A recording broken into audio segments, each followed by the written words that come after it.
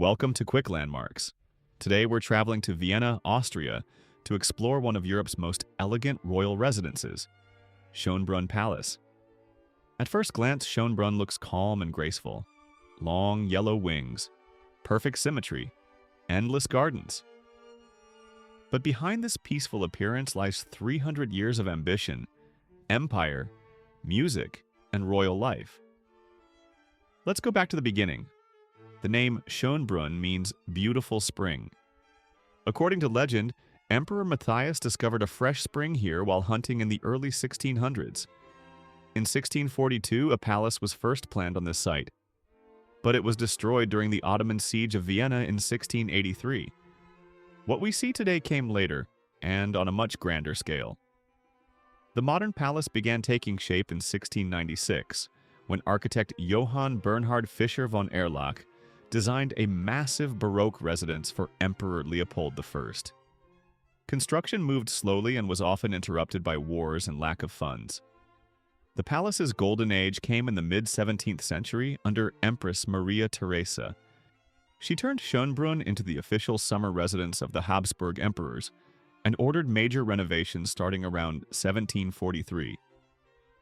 Rooms were redesigned, interiors were richly decorated, and the palace became the center of imperial life. Maria Theresa ruled for 40 years and personally approved many design choices, including furniture, fabrics, and room layouts. Maria Theresa had 16 children, and several of them grew up inside this palace. One of them was Marie Antoinette, who would later become Queen of France. Schönbrunn has over 1,400 rooms, though only about 40 are open to the public today. Each room was designed to impress, with silk walls, crystal chandeliers, and hand-painted ceilings. One of the most famous spaces is the Great Gallery. This grand hall was used for balls, banquets, and diplomatic events. Candlelight reflected off gold decorations, mirrors, and crystal chandeliers, a deliberate show of imperial power. The hall is so long and acoustically perfect that it's still used for concerts today. Music is deeply connected to Schönbrunn. In 1762, a 6-year-old Wolfgang Amadeus Mozart performed here for the imperial family. Legend says he slipped on the polished floor, and Empress Maria Theresa helped him up. Life inside the palace followed strict rules. Royal schedules were planned down to the minute. Getting dressed, eating meals, and receiving guests were all public events. Even children were raised according to court etiquette. Despite the luxury, comfort was limited. There was no central heating, and winters could be bitterly cold. Servants burned enormous amounts of wood to warm rooms, often with little success. Some emperors preferred working rooms with small windows because they were easier to heat. Now, let's step outside. The gardens of Schönbrunn were redesigned in the French formal style during Maria Theresa's reign. They stretch over 1 square kilometer, filled with statues, fountains, and geometric pathways.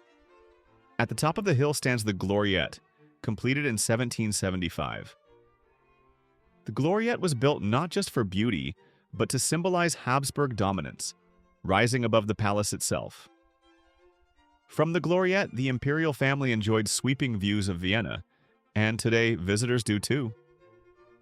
Another remarkable feature lies nearby. Schönbrunn is home to the oldest continuously operating zoo in the world, the Tiergarten Schönbrunn, founded in 1752. Originally, it was a private menagerie for the emperor and his guests. Animals were displayed in symmetrical enclosures, so visitors could admire them while strolling.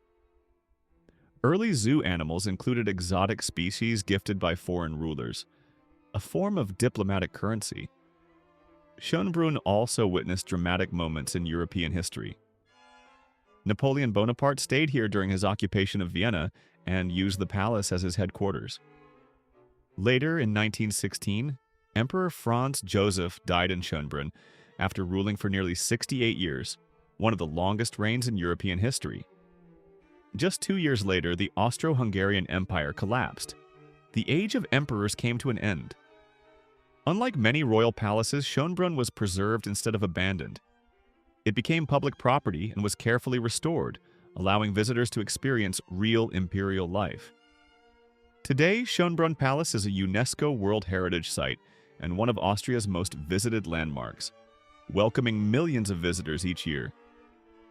And one last fun fact: that famous yellow color of the palace? It's officially called Schönbrunn yellow, a shade chosen during Maria Theresa's reign and still carefully maintained today. Schönbrunn isn't just a palace, it's a timeline of empire, from ambition and elegance to history and memory. Thanks for watching Quick Landmarks. Join us next time as we explore another iconic place. Fast, fascinating, and unforgettable.